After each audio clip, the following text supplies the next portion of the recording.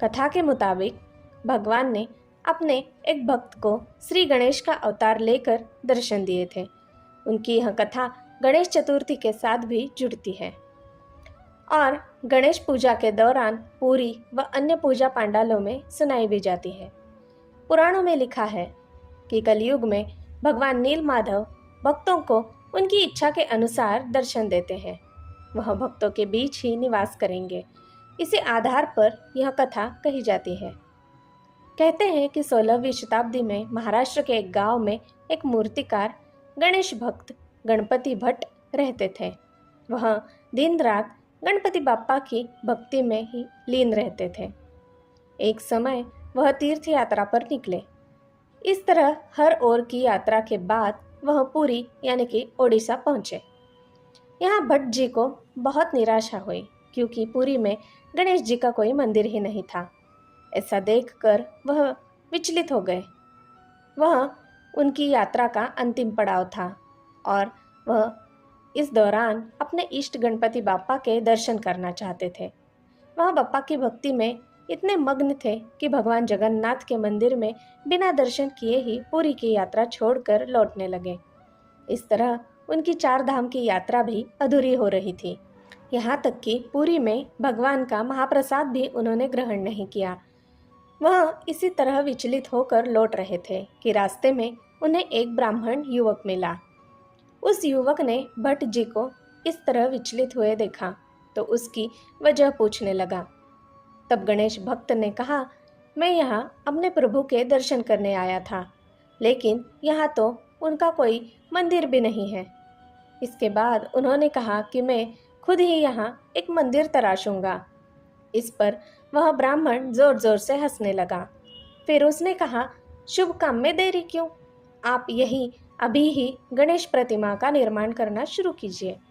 ब्राह्मण युवक की बात में कुछ ऐसा जादू था कि गणपति भट्ट ने गणेश मूर्ति बनाना शुरू कर दी। वह सब कुछ बनाते हुए जब मूर्ति का चेहरा बनाते तो कभी आंखें गोल हो जाती, कभी बहुत बड़ी, कभी वह मूर्ति बनाते बनाते खुद उनके हाथों में बंसी पकड़ा देते थे। वह कई बार कोशिश करके भी जैसी चाहते थे वैसी प्रतिमा नहीं बन पाते थे। तब ब्राह्मण युवक ने कहा कि यहाँ तो गणपति का कोई मंदिर भी नहीं। आप एक काम करिए, ध्यान लगाइए और उस ध्यान में गणपति जी का स्मरण कीजिए। फिर वह ध्यान में जैसे नजर आए वैसी प्रतिमा बना लीजिए। गणपति भट्ट को ये विचार अच्छा लगा। उन्होंने ध्यान करना शुरू किया। ध्यान में उन्हें अलग अलग दृश्य नजर आए। कभी देखते कि एक बड़ा चेहरा दिख रहा है जो उन्हें ही देखकर मुस्कुरा रहा है। फिर वह देखते कि गणेश जी की बांसुरी बजाते नजर आ रहे हैं। कभी उन्हें दिखाई दिया कि 2 बड़ी बड़ी गोल आंखें उन्हें ही देखी जा रही है। इसके बाद उन्हें पुरी के श्री मंदिर में स्थापित भगवान जगन्नाथ नजर आए। अब गणपति भट्ट बहुत परेशान हुए। जो उन्होंने देखा था उसका वर्णन वह कर नहीं पा रहे थे। मूर्ति बनाना तो दूर की बात थी। तब ब्राह्मण युवक ने पूछा कि आपने श्री मंदिर में जगन्नाथ जी के दर्शन किए थे? गणपति भट्ट बोले, नहीं। जब मुझे पता चला कि यहाँ गणेश जी विराजमान नहीं है तो मैं बाहर से ही लौट आया। तब ब्राह्मण ने कहा, अरे एक बार देख तो लिए होते। हो सकता है आपके गणेश जी भी वहीं मौजूद हो, इसलिए दर्शन करके आते हैं। ब्राह्मण के समझाने पर गणपति भट्ट राजी हो गए और फिर मंदिर की ओर चले। उस दिन अनासरा विधि थी। भगवान को मंदिर से बाहर स्नान प्रांगण में लाया जाता है और फिर स्नान कराया जाता है। ज्येष्ठ मास की पूर्णिमा को जब गर्मी की अधिकता होती है तो उस दिन देव प्रतिमाओं को 108 घड़े के जल से स्नान कराया जाता है। इस स्नान के बाद तीनों देवता बीमार पड़ जाते हैं और फिर वह एकांतवास में चले जाते हैं। स्नान के ठीक बाद सूती के मलमल कपड़े से उन्हें पोंछा जाता है और उन्हें मलमल के कपड़े में लपेटा जाता है ताकि शरीर से पानी सूख जाए। इस दौरान कपड़ा लपेटते हुए चेहरे पर नाक से होते हुए ऐसे लपेटा जाता है कि जैसे वह हाथी की सूंड हो। यही प्रभु जगन्नाथ का गजानन वेश है। जब गणपति भट्ट श्री मंदिर पहुंचे तो उन्होंने यही दृश्य देखा और खुशी के मारे चिल्ला पड़े, मेरे गणेश जी तो यही है, यहाँ मंदिर में विराजमान है। जगन्नाथ प्रभु में उन्हें अपने इष्ट के दर्शन हो गए। फिर वह जब ब्राह्मण युवक से अपनी खुशी जाहिर करने लगे तो मुड़ के देखा तो वहाँ कोई नहीं था। कहते हैं कि अपने सच्चे श्रद्धालु की भक्ति देखकर भगवान जगन्नाथ खुद उनके मन का भ्रम दूर करने आए थे। भगवान जगन्नाथ के गजवेश के दर्शन से आनंद मिलता है और इसके बाद ही वह 15 दिनों तक किसी को दर्शन नहीं देते हैं। वह एकांतवास में चले जाते हैं। एकांतवास की इस प्रक्रिया को पुरी में अनासरा कहते हैं। इन 15 दिनों में देव विग्रहों के दर्शन नहीं होते हैं। 15 दिनों के बाद जब जगन्नाथ जी ठीक होते हैं तब उस दिन नैनासार उत्सव मनाया जाता है।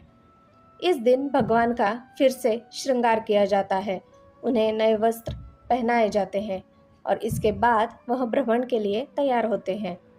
तब फिर श्री मंदिर के सिंह द्वार पर रथ लाए जाते हैं और फिर 2 दिन बाद यहाँ से रथ यात्रा प्रारंभ होती है। ये कुछ ऐसा है कि बीमार होने के कारण जब जगन्नाथ जी कई दिनों तक एकांत में होते हैं तो वह मन बदलने के लिए भाई बहन के साथ यात्रा पर निकलते हैं। अनासर की विधि के दौरान जब आषाढ़ की कृष्ण पंचमी तिथि आती है तो इस दिन श्री मंदिर में अनासर पंचमी मनाई जाती है। अनासर पंचमी के अवसर पर महाप्रभु जगन्नाथ और उनके भाई बहन भगवान बलभद्र और देवी सुभद्रा को फुलूरी तेल उपचार किया जाता है। इसे फुलूरी तेल सेवा के नाम से जाना जाता है। देव प्रतिमाओं को फुलूरी तेल लगाया जाता है। यह विशेष अनुष्ठान भगवान जगन्नाथ और उनके भाई बहनों को स्नान यात्रा के दौरान अत्यधिक स्नान के कारण हुए बुखार से मुक्ति दिलाने के लिए किया जाता है। फुलूरी तेल विधि के लिए कई सुगंधित फूलों जैसे केतकी, मल्ली, बौला और चंपा जड़ों, चंदन पाउडर, कपूर, चावल, अनाज और जड़ी बूटियों के साथ तेल को मिलाकर फुलूरी तेल तैयार किया जाता है। फुलूरी तेल बनाने के लिए शुद्ध तिल का तेल, बेना की जड़ें, चमेली, जुई, मल्ली जैसे सुगंधित फूल और चंदन पाउडर उन 24 सामग्रियों में से है जिनका उपयोग किया जाता है। हर साल रथ यात्रा के 5वें दिन हेरा पंचमी के अवसर पर तैयारी शुरू होती है और लगभग 1 साल तक जमीन के नीचे संग्रहित होने के बाद मंदिर के अधिकारियों को उपयोग के लिए सौंप दिया जाता है। तीनों देवता रथ यात्रा से 1 दिन पहले नवजौबाना दर्शन के अवसर पर फुलूरी तेल उपचार के बाद अपनी बीमारी से ठीक हो जाएंगे और फिर रथ यात्रा निकलेगी। जय जगन्नाथ। दोस्तों, मेरी सुनाई कहानियाँ अगर आपको अच्छी लगती हो तो मैं आपसे अनुरोध करती हूँ कि कृपया मेरे इस चैनल को एक लाइक, शेयर और सब्सक्राइब ज़रूर कीजिएगा। धन्यवाद।